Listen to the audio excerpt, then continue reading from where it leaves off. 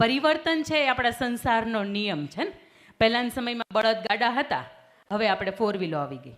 પહેલાના સમયમાં આપણે નદીએ પાણી ભરવું હોય તો આપણે નદીએ બેડું લઈને જવું પડતું. આજે આપણે નળ ખોલીએ ત્યાં આવી ગયું. પહેલાના સમયમાં ગવર્મેન્ટ શાળાની અંદર જ આપણે ભણ્યા છીએ. આજે આધુનિક એવી હાઈ પ્રોફાઇલ હાઈ ટેકનોલોજીવાળી સ્કૂલો આવી ગઈ. પહેલાંના સમયમાં ચલો આપણે પહેરવેશમાંય બદલાવ કર્યો, આ પરિવર્તન આપણા બધામાં આવ્યું. પણ આપણા ઘરનો ગોળો હોય ને એને આપણે 1 વર્ષે 1.5 વર્ષે બદલી નાખતા હોઈએ ને. આપણે જે મોબાઈલ વાપરીએ છીએ એને ખબર છે કે 6-8 મહિને 1 વર્ષ દિવસે મોબાઈલની અંદર સોફ્ટવેર અપડેટની જરૂર આવે ત્યારે એને અપડેટ કરીએ છીએ. પણ આ બધામાં પરિવર્તન આવ્યું, પણ આપણા અંદર બહારથી આવ્યું. આ પરિવર્તન આપણી અંદરથી હજી નથી આવ્યું. આવ્યું છે? તમે મને વરાછામાં મૂકો તોય ભલે ને વેસુમાં મૂકો તોય ભલે, આપણે હતા એ નહીં. આપણે અમરેલીમાં હોય તોય ભલે ને અમેરિકામાં હોય તોય ભલે, આપણે હતા એ ના એ. આપણામાં પરિવર્તન આવે, આપણા વિચારમાં પરિવર્તન આવે, આપણા વ્યવહારમાં પરિવર્તન આવે, આપણી વાણીમાં પરિવર્તન આવે અને કોઈને જોઈને આપણને દયા ભાવ ઉપજાવે. માત્ર એવા એક ઉદ્દેશથી આ પરિવારનું એક સરસ મજાનું સ્નેહ મિલન તમારી વચ્ચે આ આયોજક સમિતિએ મૂક્યું છે. ત્યારે આ મંચ ઉપરથી 3 વ્યક્તિને વંદન કરવા છે મારે. સૌથી પહેલાં વંદન કે મંચ ઉપર બિરાજમાન દરેક વડીલો કે જેના સંસ્કાર થકી આજે આપણે ઉજળા છીએ. બીજા વંદન એ માટેના કે માતાઓ કે જેમણે આપણને પારણે ઝૂલાવ્યા ત્યાંથી લઈને આપણે એને એમ કહી દઈએ કે માતું અભણ છો બોલમાં, એ સાંભળી લેનારી સ્ત્રી આપણી જનેતા, એને મારે વંદન કરવા છે. ને ત્રીજા વંદન આજની આયોજક સમિતિ કમિટીને કે દરેક દિવસ એણે એવું વિચાર્યું છે કે મારો પરિવાર ભેગો થાય. અને મારા ખ્યાલ મુજબ કદાચ આજે 29 ગામ ભેગા છે. મેં આ વર્ષની અંદર લગભગ 18 સ્નેહમિલન કર્યા. આમાંથી આ એક પહેલું મારા માટે સ્નેહમિલન છે કે આટલા મોટા અલગ અલગ ગામમાંથી તમે અહીંયા ઉપસ્થિત થયા છો અને તેમ છતાંય તે આટલી બધી નીરવ શાંતિની અંદર તમે સરસ મજા બેઠા છો ને સાંભળો છો. એક વખત એ માટે તાલી પાડો કે આયોજક સમિતિ રાત દિવસ સૂતી નથી. અને એમાં ગઈકાલની રાત હતી ને એની અંદર તો આખું રિહર્સલ આવ્યું હશે. આમ બેસાડશું, આમ કરશું, કોઈની અગવડતા થશે, કોઈની સગવડતા થશે. અને આજના દિવસે કદાચ અહીંયા મંચ ઉપરથી કે તમારા નામની અંદર ક્યાંક અગવડતા રહી ગઈ હોય, તમારી સગવડતા ન સચવાણી હોય, તો આ કોનો પરિવાર છે? આપણો ને. હા, આપણું હોય ને ત્યાં માન અપમાનની ચિંતા ન હોય. આજનો મારે મુખ્ય વિષય એવો કંઈક છે કે વિષ્ણુ પુરાણ કોણે સાંભળ્યું છે? કથા છે, પણ કથાની સાથે આજની કહાનીઓ છે મારી પાસે. વિષ્ણુ પુરાણ કોણે સાંભળ્યું છે? કોઈએ નહીં.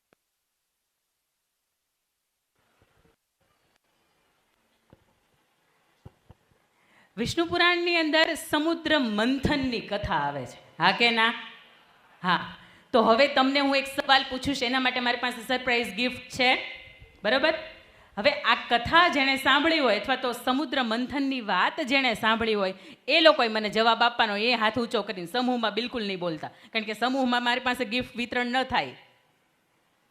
સમુદ્ર મંથનની કથાની અંદર સમુદ્રની અંદર જ્યારે દેવો અને દૈત્યો સમુદ્ર વલોવતા હતા, એક આ બાજુ લઈ જાય ને એક આ બાજુ લઈ જાય, સમુદ્રનું વલોવાત ચાલતો હતો. એની અંદરથી કેટલા પદાર્થો અથવા તો કેટલા રત્નો બહાર નીકળ્યા? Rise your hand if you have answer. આપ દાદા, આપને પણ મારો સવાલ છે કે સમુદ્ર મંથનની અંદરથી કેટલા રત્નો અથવા તો કેટલા પદાર્થો બહાર નીકળ્યા હતા? તો પછી મારો વિષય કદાચ મને એવું લાગે છે કે અહીં યોગ્ય સ્થાને છે. તો એના માટે મારી પાસે જે પુસ્તકની ગિફ્ટ છે એ રહેશે મારી પાસે. ચલો હું તમને આન્સર આપું એનો. 14 રત્નો હતા, 14 પદાર્થો હતા. ઘણાને એવું છે કે તો મને ખબર હતી, 13 પછી તો 14 આવે જ, જેમ 14 કોટી બ્રહ્માંડ હોય ને એમ. એની અંદરથી સૌથી પહેલું નીકળ્યું હતું હળાહળ ઝેર અને સૌથી છેલ્લું નીકળ્યું હતું અમૃત. તો આપણા જીવનની અંદર પણ ઝેરથી લઈને અમૃત સુધીની યાત્રા એટલે આપણા મનનું મનોમંથન. અને એ શરૂઆત કરું એ પહેલાં એક નાનકડી મજાની વાર્તા કહીશ કે એક વૃદ્ધ બા હતા. વર્ષો પહેલાં અંધારિયો યુગ હતો અને બા હતા એ દરજીનું કામ કરતા હતા. એક વખત રાત્રે એ ગામની અંદર, ગામની ચોકની અંદર અંજવાળું હતું અને ત્યાં વાંકા વાંકા કંઈક ગોતતા હતા. ગામના યુવાનો ત્યાંથી પસાર થયા. એણે પૂછ્યું, બા શું શોધો છો? એટલે બાએ કહ્યું કે મારી સોય ખોવાઈ ગઈ છે. એટલે યુવાનોએ કહ્યું અમે મદદરૂપ થઈએ. એટલે બા કે સારી વાત છે, મારી તો હું તો વૃદ્ધાવસ્થા આવી ગઈ છે મારી, અને વાપરવામાંય તકલીફ છે. સરસ વાત છે, તમે મને શોધવામાં મદદરૂપ થાવ. ખૂબ 5-10 મિનિટ બધાએ પ્રયત્ન કર્યા, પણ ક્યાંય સોય મળી નહીં. એટલે બાને ફરીથી પેલા યુવાનોએ પૂછ્યું કે તમને એક્ઝેક્ટ ખબર છે ક્યાં ખોવાણી છે? એટલે બા કે હા. તો કે તો તમે એક્ઝેક્ટ આપો ને તો ખબર પડે કે આપણને એ જ જગ્યા ઉપર શોધવાની. એટલે બાને પૂછ્યું તો બા કે મારી ઝૂંપડી છે ને એની અંદર ખોવાણી છે. તો પહેલાં લોકો તો હસવા માંડ્યા કે ભાઈ બા તમારી ઝૂંપડીમાં સોય ખોવાણી, તો તમે અહીંયા ગામના ચોકમાં કેમ ગોતો છો? એટલે બા કહે કે અહીંયા અંજવાળું છે ને એટલે અહીંયા અંજવાળું છે એટલે કે હું ગોતું છું. તો ઓલા બધા દાદા એટલે જે બધા યુવાનો હતા એણે એવું કીધું કે બા તો તમે મૂર્ખ કહેવાઓ, અંજવાળું હોય એની અંદર ન મળે. કદાચ અહીંયા સૂર્યનારાયણ બપોરના મધ્યાહનના તપતા હોય ને તોય અહીંયા તમારી સોય નથી ખોવાણી, એટલે તમને અહીંયા નહીં મળે. તમારી જ્યાં ખોવાણી છે ને ત્યાં જ તમને મળશે. તો એ બાએ એવું કીધું કે તો હું એક મૂર્ખી ન કહેવાઉં, મારી સાથે ઘણા બધા લોકો મૂર્ખ્યા કહેવાય. એટલે કે કેમ? એના જેમ સોય ઘરની અંદર ખોવાણી છે ને તમે બહાર ગોતો છો, એવી રીતે તમારા ઘરની અંદર સુખ શાંતિ અને તમારી સમૃદ્ધિ છે ને, તમારું ઘરનું જે આંતરિક સુખ છે ને એ આપણા પરિવારની અંદર અને આપણા ઘરની અંદર ખોવાયું છે ને આપણે જગતના ચોકની અંદર ગોતવા નીકળ્યા છીએ. આ તકલીફ અહીંયા થાય છે. પછી આપણને બહારથી એમ લાગે કે પ્રકાશ હશે અહીંયા ગોતીએ, પણ ત્યાં કાંઈ છે નહીં. ત્યાં ક્ષણિક સુખ મળે, પણ જે સાચું સુખ આપણા પરિવારની અંદર, આપણા કુટુંબની અંદર, આપણા 2-5 જે પ્રિયજનો છે એની વચ્ચે હોય, એવું સુખ આ દુનિયાની અંદર ક્યાંય પણ એક પણ ખૂણામાં નથી. પાછા આપણે આવ્યા વિષ્ણુ પુરાણની અંદર ખૂબ મજાની કથા છે સમુદ્ર મંથન. અને સમુદ્ર મંથનને હું મારી દ્રષ્ટિએ મનોમંથન જેવું રાખું છું. જેમ સમુદ્ર મંથનની અંદર કેમ દેવો અને દાનવો હતા, એની જેમ આપણા મનની અંદર સકારાત્મક અને નકારાત્મક વિચારો છે.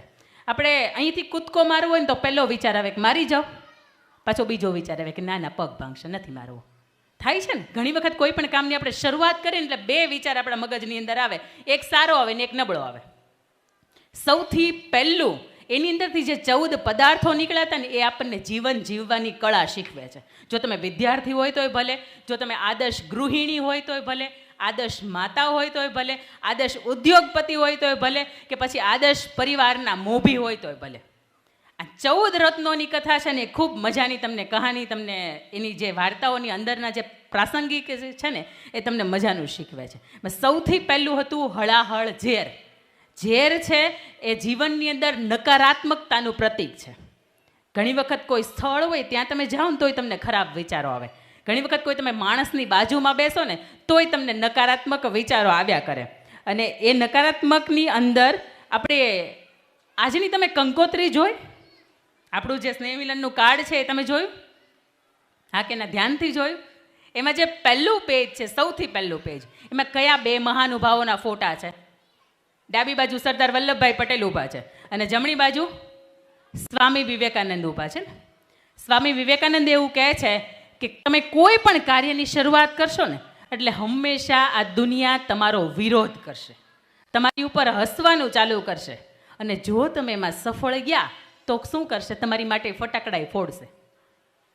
તમે કોઈ પણ કાર્યની શરૂઆત કરો ત્યાંથી તમે પરિણામ આવે ને ત્યાં સુધીમાં આ સમાજ છે તમારી ઉપર હસશે અને છેલ્લે તમને કોંગ્રેચ્યુલેશન્સ કહેવાય આવશે. તમે શફીન હસન ઓળખો છો? સૌથી યંગેસ્ટ અને સૌથી નાની ઉંમરનો 21 વર્ષની ઉંમરે યુપીએસસી એક્ઝામ પાસ કરીને આપણા ભારતની અંદર, એ ભાવનગરનો, આપણા ગુજરાતની અંદર એ આઈપીએસ અધિકારી બન્યો છે. એ વ્યક્તિએ એવું કીધું હતું કે જ્યારે હું 17-18 વર્ષનો હતો અને ત્યારે હું યુપીએસસીની તૈયારી કરતો હતો ત્યારે આખા ગામે મને એવું કીધું હતું કે તું મધ્યમ પરિવારમાંથી આવે છે એટલે તારે ભણવું જોઈએ, કોઈ નોકરી કરવી જોઈએ અને પરિવારને મદદરૂપ થવું જોઈએ. તારા યુપીએસસીના ધંધા ન કરાય ને એની અંદરથી કોઈ પાસ થતું નથી. અને આવા વ્યક્તિઓ હતા. એ વ્યક્તિને અંદરથી સેલ્ફ મોટિવેશન મળ્યું કે આ લોકોએ મને એમ કીધું છે ને કે કોઈ પાસ નથી થતું એટલે મારે પાસ કરીને જ બતાવવું છે. અને એ વ્યક્તિ યુપીએસસીની અંદર આપણા ભાવનગરનું નાનું એવું ગામ અને ખેડૂતનો દીકરો શફીન હસન પાસ કરે છે અને એ લોકો તેના ઘરે જઈને સૌથી પહેલાં ફટાકડા ફોડે છે.